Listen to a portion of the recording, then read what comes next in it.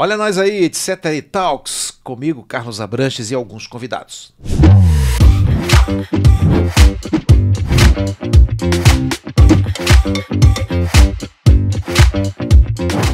Eu gosto muito de fazer perguntas, mais do que responder, viu? Eu gosto de fazer perguntas que façam os outros responderem. E hoje eu tenho dois convidados muito especiais, que se tornam mais especiais por causa do conteúdo que vocês dominam, com os quais vocês trabalham.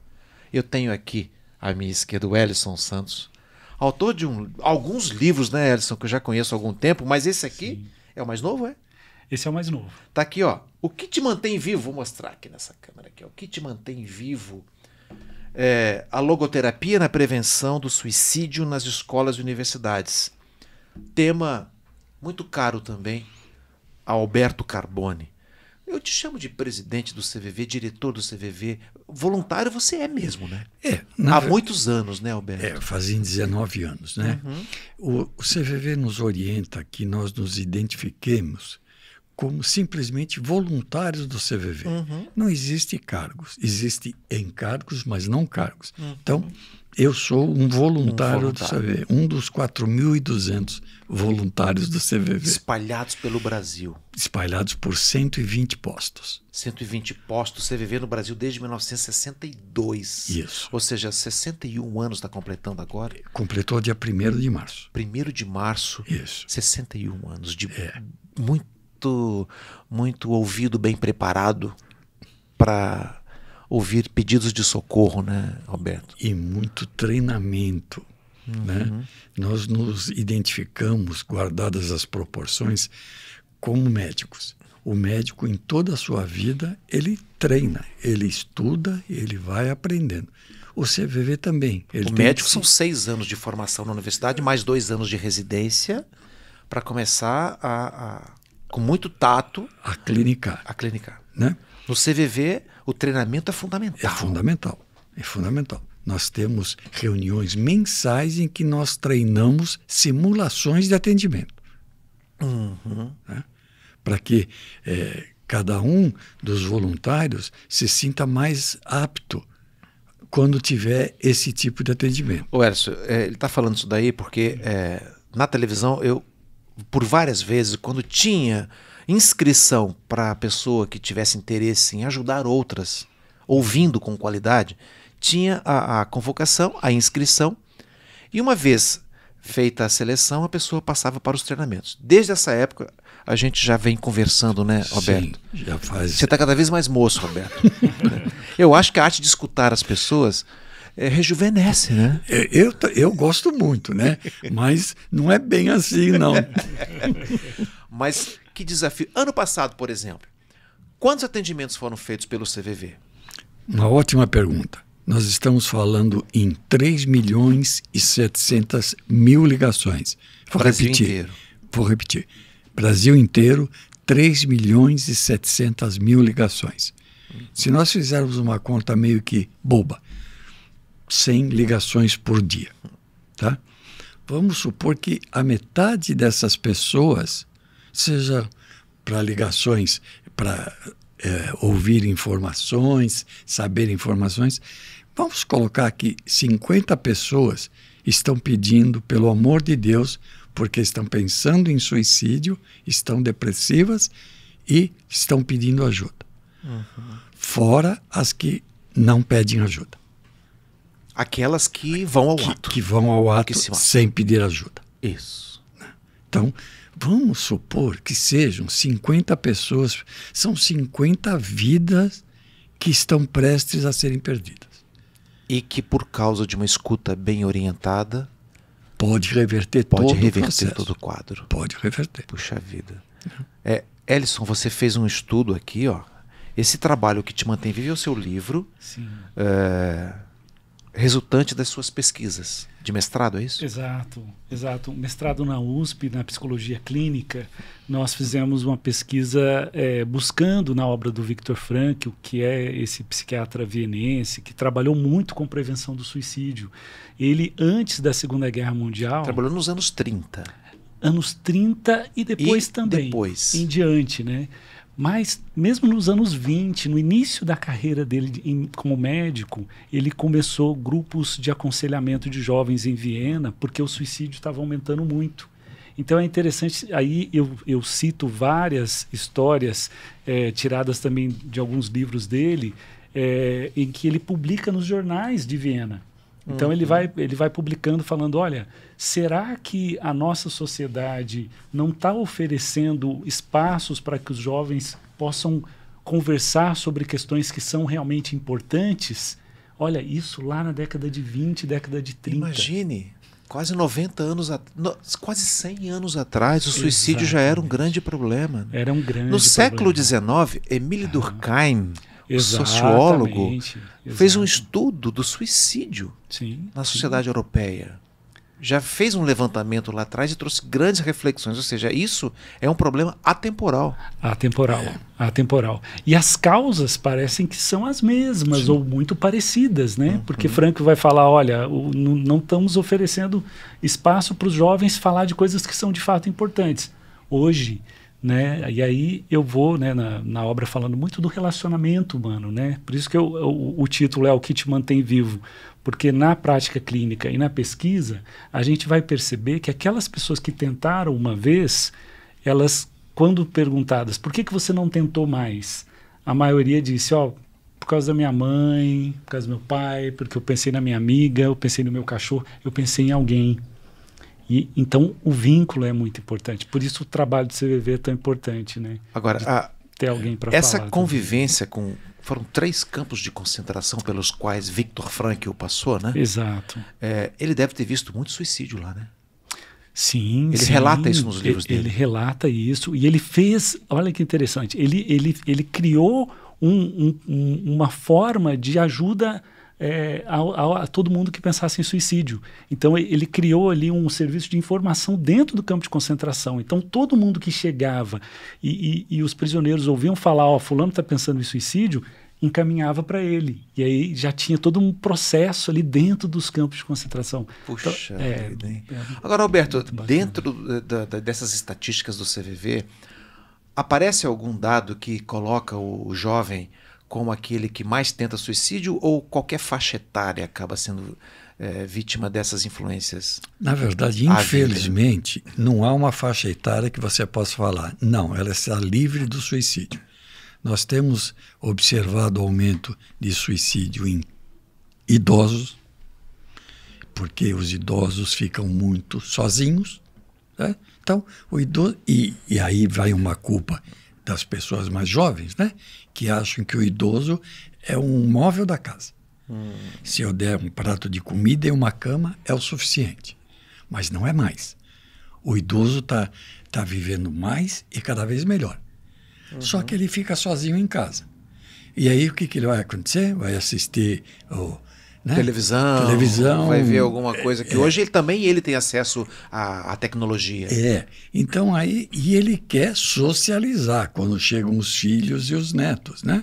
Olha, sabe quem morreu, sabe quem matou, né? Por isso que os grupos da terceira idade são fundamentais para melhorar a qualidade de vida do idoso. Sim, né? sim.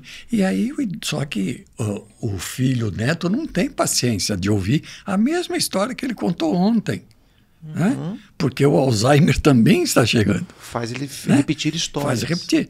Né? Então ele fica pensando o que eu estou fazendo aqui. Tanto que a maioria dos suicídios de idosos ocorre em casa. Né? Puxa vida. E aí você tem um aumento de suicídio entre idosos, entre jovens de 15 a 29 anos, que são os adolescentes, né? E de crianças de 10 a 14 anos. Muitas das causas que levam o jovem a querer eliminar a própria vida e a acabar procurando, por exemplo, serviços como o CVV, nascem de uma convivência com o vazio existencial. E o vazio, segundo a filosofia existencialista, foi o grande mal do século XX. Só que ele avançou no século XXI e continua. E foi um dos pontos de trabalho do Viktor Frankl, né? Exato, exato. Ele vai trabalhar muito essa questão da frustração da vontade de sentido. Então, para Frankl, todos nós buscamos o sentido da vida.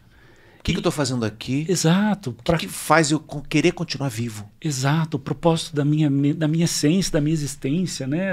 Bom, deve ter um sentido para onde eu vou. E quando isso se frustra, seja lá por inúmeras razões que isso pode acontecer, né?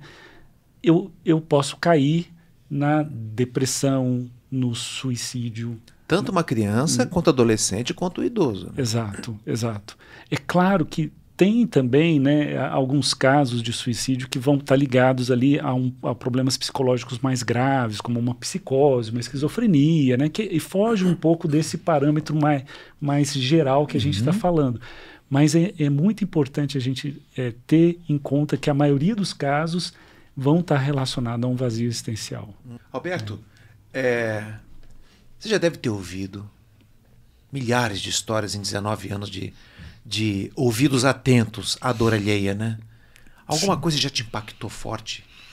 Como assim, a pessoa implorando por uma atenção? Sabe, isso foi muito marcante. Foi uma ligação de uma pessoa que morava em São José, mudou de São José, e naquela época nós tínhamos o telefone regional. Então era o 121, né?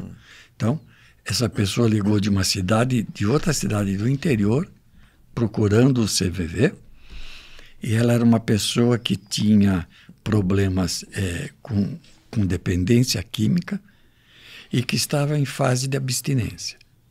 E nessa fase de abstinência, ela teve uma recaída. E nessa recaída, os pais a colocaram para fora de casa. Puxa vida.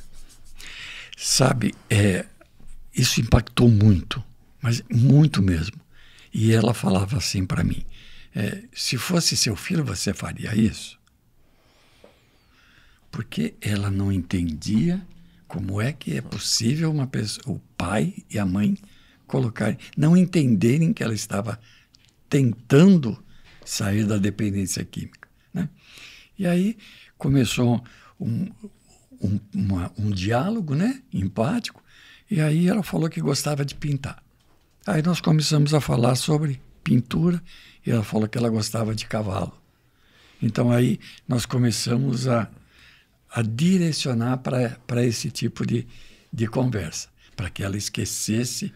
Ou seja, uma abordagem positiva em torno do caos que ela estava vivendo. E aí, tirar um pouco ela daquele turbilhão. Isso. Aí durou 1h40, 1h50 essa ligação. Essa é a média da duração das conversas ou não necessariamente? Não necessariamente. A gente pode durar bem menos. A gente tem ligações de 2 minutos e a gente tem ligações de 2 horas. Tá? Esse durou em torno de 1h40, mais ou menos. 1h40. E em que resultou a conversa? Felizmente, é até engraçado falar, mas felizmente eu não sei. Né? Por que felizmente? Porque ela desligou e aí acabou o nosso convívio. Acabou ali. Né? Eu me prestei a ser o amigo provisório, tá? E aí paramos. Ou seja, o voluntário precisa trabalhar dentro dele a necessidade de se desapegar de uma expectativa de continuidade da convivência? Sim. Apenas ouvir? Porque ele não tem o direito de saber o que aconteceu, de saber se ele foi bem. Ele tem a obrigação de ser bom. Mas e ouvir com empatia. Com empatia. E aí, o resto, a vida resolve. O resto é a vida. O resto é com a pessoa. Agora, no começo, esse número aí era o 121. 121. Agora o número é 188. 188. Um número oficial. Tá aí, ó. Ligue 188. Número oficial. Tá vendo a blusa, ó? Como vai você? CVV, como vai você? Centro de Valorização da Vida. Ligue 188. Você que está assistindo Etc. Talks sabe que se pintar algum problema, liga pro CVV. Que vai ter muita gente lá, além do Alberto Carboni. No número 188, que é um número nacional. Porque antes era um número local. E a pessoa poderia conhecer o voluntário. O que inibia algumas ligações. Agora, por exemplo, você pode receber uma ligação lá de Pernambuco. De Minas Gerais, do Rio Grande do Norte. Porque a dor não depende da região, né? A necessidade de qualquer lugar. E o que é importante, ele é gratuito. Tá? Partindo de fixo, de celular e de orelhão. Tem uma voluntária amiga existe nossa. Existe orelhão ainda? Ela fala exatamente, ela fala, Alberto, não existe mais orelhão. Aí eu fui para Paraibuna e tive que tirar uma foto de um orelhão dela, mandei para ela. E mandou para ela. Mas existe orelhão. Então, são ligações gratuitas de orelhão, de fixo e de celular. Né? 24 horas por dia, 7 dias por semana, sem direito a Carnaval, Natal, Ano Novo, Dia das Mães, que são exatamente os dias em que a gente recebe o maior número de ligações. Natal, final de ano, Dia das Mães, Dia dos Pais. Puxa vida, hein? Como que o vínculo é Ellison, importante. eu fico pensando assim, você ouvindo uma história dessa, que um filho dependente químico que teve uma recaída e é expulso de casa, como é que é na clínica você receber um paciente que teve abalada a sua identidade de filho? Então. Que é um dos pilares da integridade do ser humano, né? Olha, Carlos, arrepia e emociona a gente lembrar desses casos, né? Porque a gente vê a pessoa ali num sofrimento e pessoas muito jovens, né? Tanto casos da fraqueza, da fragilidade humana, né? Que muitas vezes não é aceito pelos pais, mas também como casos, hoje em dia, muito relacionados à sexualidade. Nossa, demais, né? Demais. Quantos e quantos casos eu sozinho atendi, eu imagino então no país todo, no mundo todo, de jovens, né, com dúvidas sobre a sua sexualidade ou já certos, né, de que a sua sexualidade seria homossexual ou uma outra diferente daquilo que os pais esperavam, e aqueles pais que se fecham, né, não só de repente demonstrando uma dificuldade de compreender e buscando compreender, mas realmente se fecham, né? E dizem preferir morrer do que aceitar um filho assim. E o filho capta isso. E aí vem essa angústia e muitos casos chegam de fato ao suicídio. Agora, quando eu vi o Alberto aqui falando a respeito dessa pulverização estatística, tem criança que tem o desejo de eliminar a própria vida, o adolescente, o jovem adulto. Sua pesquisa abordou a questão desse índice de suicídio no mundo universitário. Os jovens que saem de casa, tendo que vencer a barreira financeira, muitas vezes não tem como bancar um apartamento, faz aquela república, mas as angústias de morar pela primeira vez fora de casa, muitas vezes, ao olhar para um mundo novo que chega desconhecido, desafiador e cada vez mais violento, saudade de casa, querendo voltar, aí vem essa coisa da depressão, da tristeza. Como é que foi a sua pesquisa nessa área? Olha, é interessante quando a gente olha os números mundiais, no geral, os números mostram que 70 e poucos % dos casos de suicídio acontecem mais em países menos desenvolvidos, países mais pobres. Mas quando a gente analisa a população universitária, que na sua maioria não é mais pobre, em todos os países os números se aproximam. Inclusive nos países mais ricos os números chegam até a ser maiores. Então é interessante a gente perceber que essa questão da juventude que busca um sentido, né, que busca relações autênticas, e vai com muita força, né, nessa busca, né, como você disse, os jovens que vão para a universidade com toda a vontade de estudar, de conhecer novas coisas, e de repente se deparam com realidades de discriminação, realidades de falta de espaço para eles serem eles mesmos. Falta de recursos, às vezes econômico mesmo, para poder bancar. Falta de recursos econômicos. Os pais não podem bancar lá fora, né? Exato. Nós temos um trabalho hoje, né, na USP, no Laboratório de Saúde Mental Multimétodos, inclusive temos um grupo de pesquisa lá sobre Viktor Frankl, em que nós atendemos, né, jovens, e uma das coisas que nós percebemos por exemplo, hoje com a questão do ProUni, né, que é uma questão maravilhosa, que está aumentando o número de pessoas com menos renda entrando nas universidades públicas. Né, por causa do financiamento. Por causa do financiamento público. Então isso é maravilhoso, mas a gente vê também que na hora que chega lá, às vezes a pessoa não tem dinheiro para comprar um celular ou para comprar um computador, e como que eu vou assistir a aula?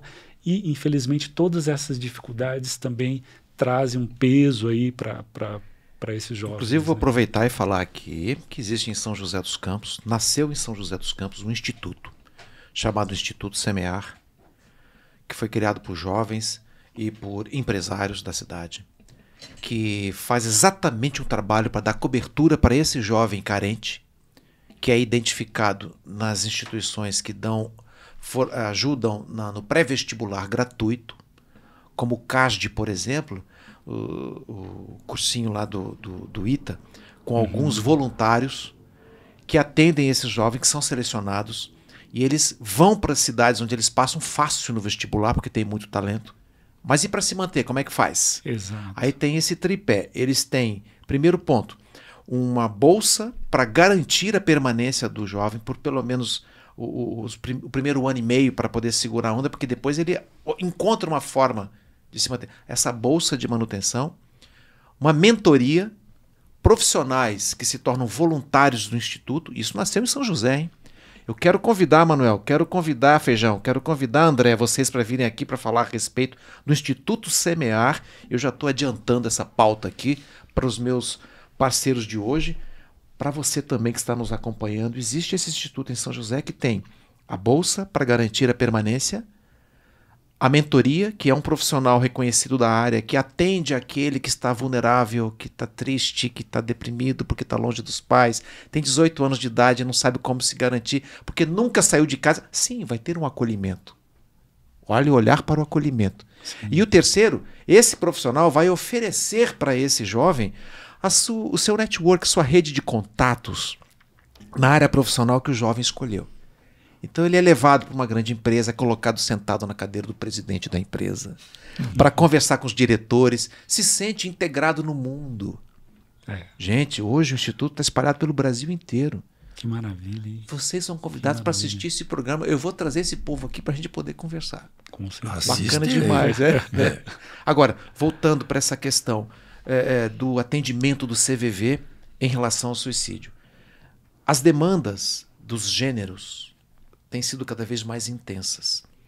Quem tem trazido e provocado mais denúncias de que a situação está perigosa? A mulher ou o homem?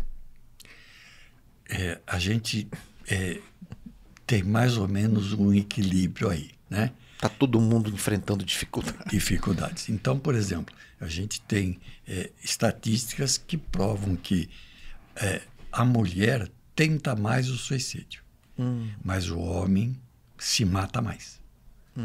O homem se mata 4 vezes mais do que a mulher. Só que a mulher, o uso que ela faz do instrumento é menos letal que o homem. Então, o homem usa arma de fogo ou enforcamento, né? E a mulher não. A mulher usa cortar os pulsos, tomar remédio, né? Que podem ser salvos, né? E quando a gente fala em poder ser salvo, eu acho interessante a gente falar o seguinte. A gente tem alguns psicólogos e psiquiatras que nos dão o apoio que a gente precisa. Eles não são voluntários, mas dão o apoio. Então, nós temos um psiquiatra que falou que se ele pudesse fazer uma lei, ele faria uma lei para que, pelo menos uma vez por dia, todas as pessoas da família participassem da mesma refeição. Porque esse convívio precisa, é necessário. Né? E eu acho bacana isso. Porque e está proibido o celular na hora do almoço. Proibido o celular. O pessoal deixa em pezinho ali, já vai olhando para ver se chega alguma notícia. Então, sabe, Vamos importante conversar. Isso. Importante, né? Para que o jovem, o adolescente, a criança participe disso. Né? Participe. Porque senão vai ficar né?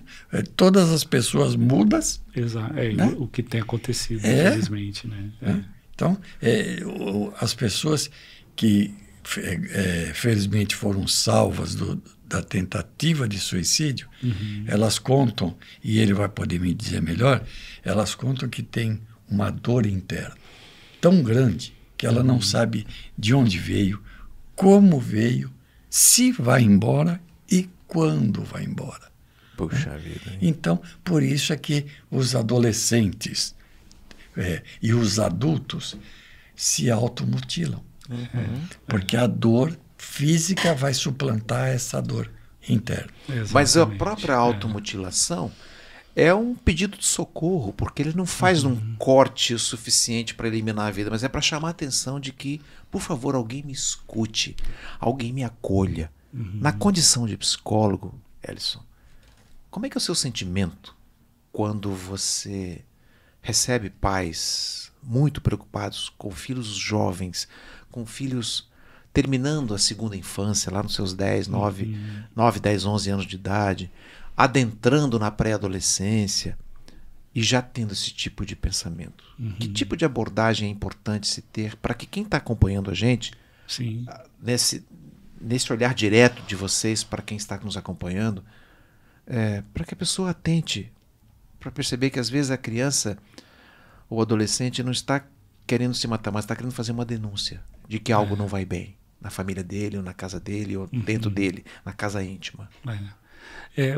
O sentimento, né? Você perguntou do sentimento. O sentimento é um sentimento de uma empatia, de uma compaixão, né? Eu também tenho filhos. A gente sabe que a criança e o adolescente, eles estão num processo de desenvolvimento muito, muito rápido.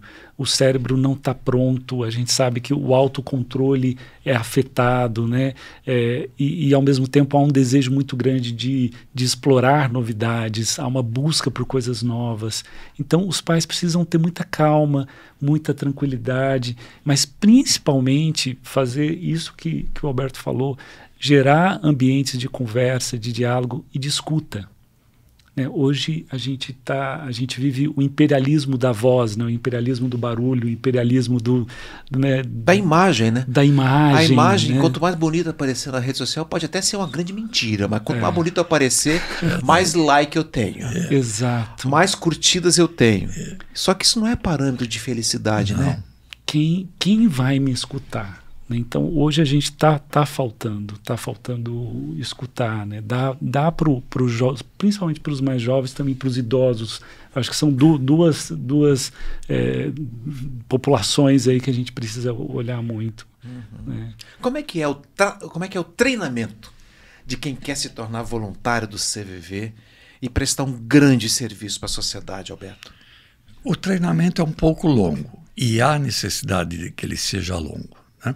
Nós começamos agora nesse próximo final de semana as aulas teóricas sábado e domingo, das 8 à 1 da tarde. Aí depois nós temos 5 semanas seguidas, uma vez por semana, em que nós ministramos simulações de atendimentos feitos anteriormente e com temas específicos. Né? Nós temos ligações de psicopatas, simulamos ligações eróticas, ligações de pessoas que têm dificuldade em terminar a ligação, porque senão você fica 3 horas lá escutando as mesmas coisas. Né?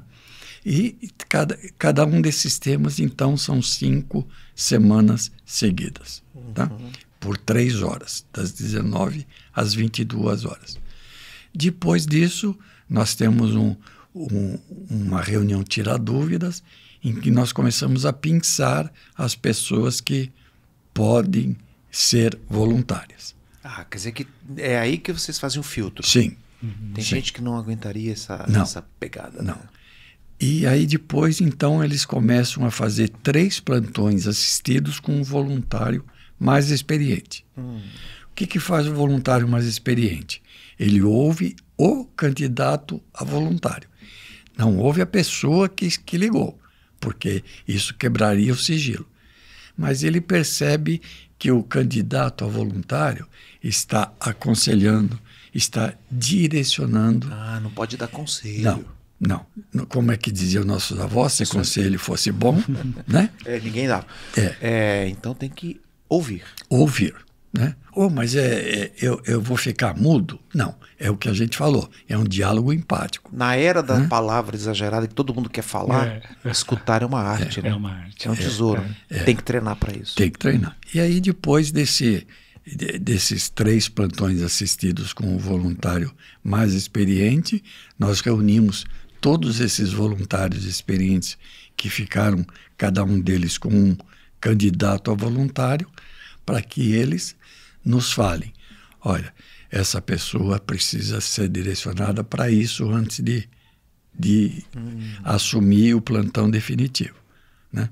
Tem pessoas que tiram de letra, então já começam o seu plantão definitivo. Por que é importante ser voluntário do CVV?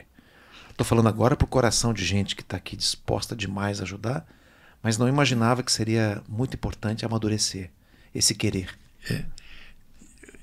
Uma vez, uma voluntária de Taubaté, e marcou muito, nós fazíamos as nossas reuniões gerais de voluntário juntas, de São José e Taubaté. Hoje são CVVs diferentes. Taubaté perdeu, ele ficava no mezanino do terminal central de Taubaté, da rodoviária velha. E foi desativado esse mezanino.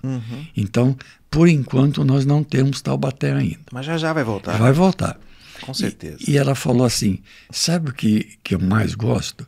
Que eu me sinto uma pessoa muito egoísta, porque eu recebo mais do que eu dou. Então, essa sua pergunta eu respondo assim, porque eu recebo mais do que eu dou. Por isso que é importante ser voluntário. Ser voluntário. Do CVV. Se você não quer ser voluntário do CVV, pelo amor de Deus, mas nós temos tanta coisa para fazer. Sim. Né? Ser voluntário do CVV é um pouco difícil? É um pouco difícil, porque nós treinamos todos os meses. Né? Existe uma preparação, assim como Sim. para ser médico tem preparação, para ser psicólogo tem preparação, para ser jornalista tem que saber. Sim, além dos treinamentos, nós temos cursos obrigatórios que nós fazemos.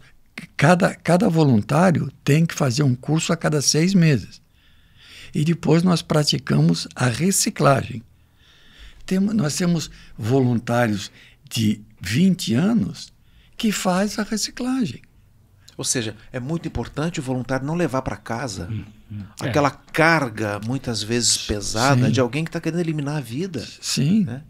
Sim. E é importante, porque por que a gente faz esses 3 plantões assistidos com outro voluntário? Porque é a primeira vez que o candidato a voluntário vai pegar o telefone e vai ouvir uma pessoa. Então nós tivemos um exemplo muito forte de um candidato a voluntário que é homossexual. E ele resolveu fazer o plantão Corujão, que a gente chama, que é das 23 às 7. Depois dos 3 plantões, ele fala, não é para mim. Porque eu me identifico demais com as pessoas. Porque nesse horário tem muito homossexual. Que está sofrendo. Porque a vida do homossexual é muito difícil. Que está apanhando da realidade da vida, do preconceito, do desrespeito. Porque o homossexual, ele não tem o respeito que deveria. Né? A sociedade está aceitando. Deixa eu falar uma coisa, não está. Não está. Está melhorando? Está melhorando. Tem muito preconceito ainda. Muito que caminhar para que a sociedade aceite. E ele falou, olha, eu me identifico com as pessoas quando elas falam de todo esse sofrimento. Não dá para eu ajudar. E ele foi embora. O que você fala, Ellison, para os pais que levam um filho com a tendência suicida? Qual é o grande recado que os pais precisam refletir? Primeiro perceber que o sentido da vida dessa criança, desse adolescente, esse jovem, está presente e eles precisam dar esse espaço, né, para que essa criança, para que esse filho fale, tenha o seu espaço de ser quem ele é ou quem ele gostaria de ser, né? Ter espaço, respeito a esse crescimento, a esse outro ser. Porque o que acontece? Né? Nós somos pais aqui, nós sabemos, quando é criança, nós temos um projeto de vida para os nossos filhos. E eles obedecem. Né? Uns mais, uns menos, mas eles vão, né? A gente vai falando, não, faça isso, faça aquilo. Mas quando chega na adolescência, não. Né? E por que não? Porque ele precisa desabrochar, ele precisa construir a vida dele. Só que aí tem um problema com os pais, porque é uma crise narcísica nos pais, né? Os pais têm que perceber, puxa, então eu não sou mais responsável, não é mais do meu jeito. Existe um movimento nessa idade que é próprio, individual. Exato. É como se ele dissesse assim, dê um tempinho para mim que eu tô mudando, tô crescendo. Exato. Esse tempo é meu. Exatamente. Então tem que diminuir um pouco a ansiedade dos pais, né? Porque às vezes os pais falam, nossa, ele fez isso, ele fez aquilo. Tudo bem? Calma. O pai não está errando. O pessoal fala, onde foi que eu errei? Não, você não está errando, criatura. Exato. O seu amor, inclusive, é a solução para a coisa. Exatamente. Só que o amor também tem que aprender a esperar, né? Exatamente. Esperar, respeitar, silêncio, né?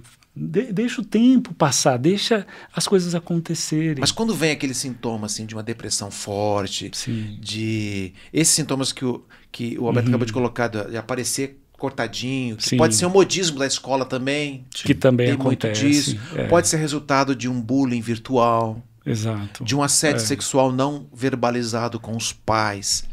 E aí, exato. que orientação que você dá para as pessoas que estão querendo sair daqui com respostas positivas para elas colocarem em prática já, né?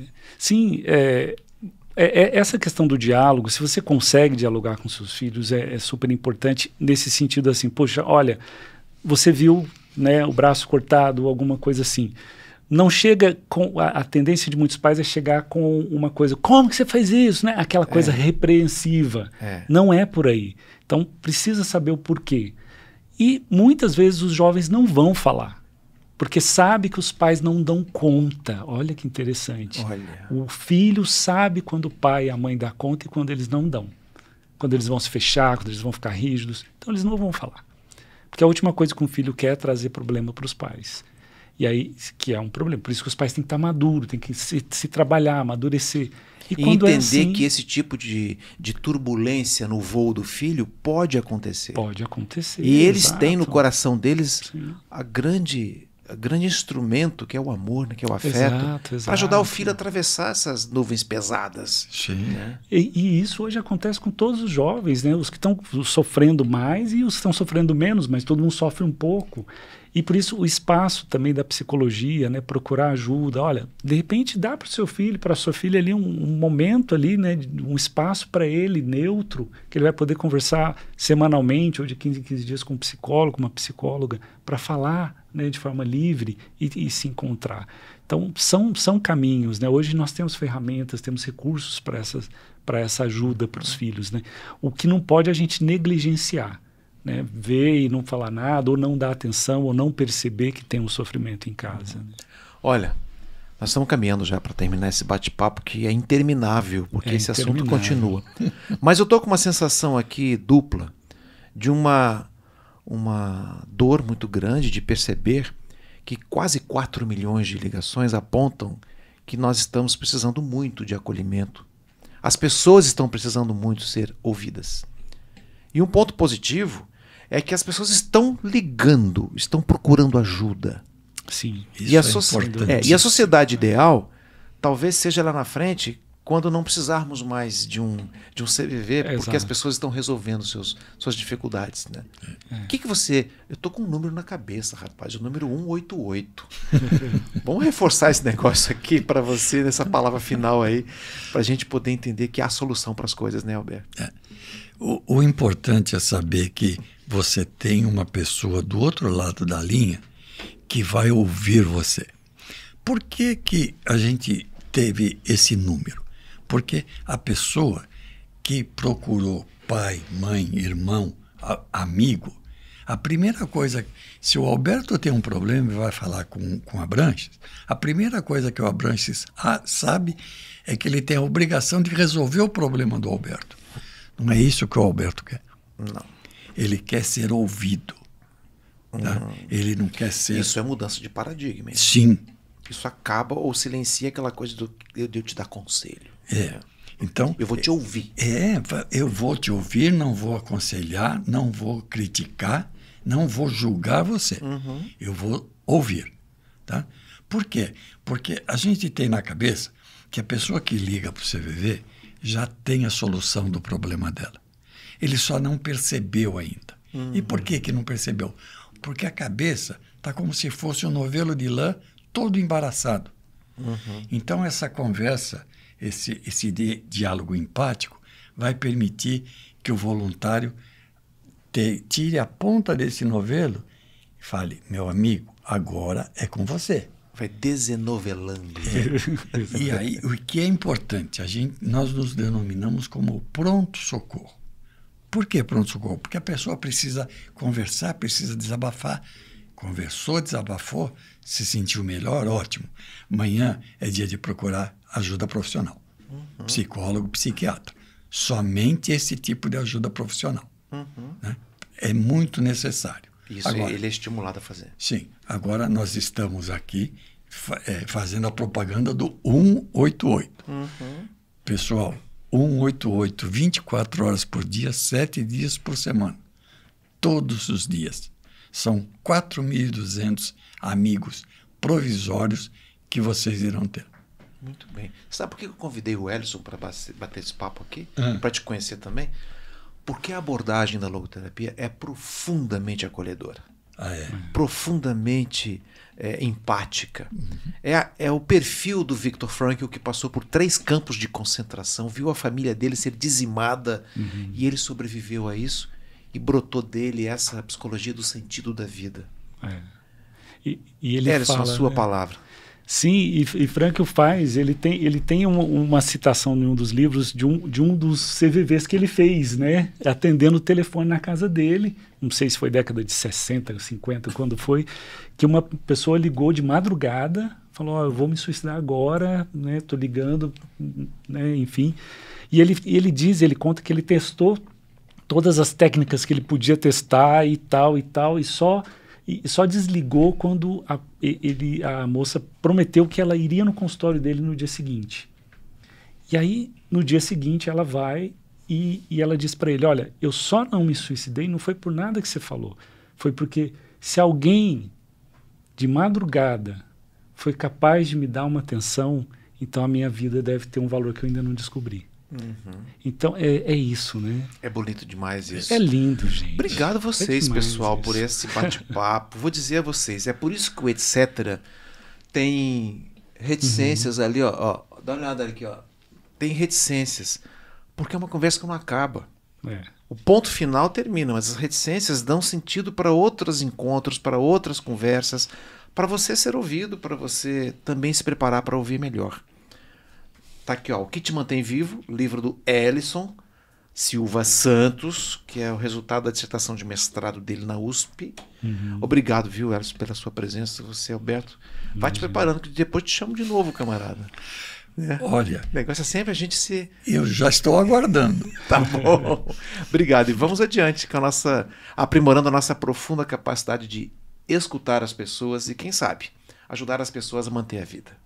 Obrigado, gente. Obrigado a você. Obrigado.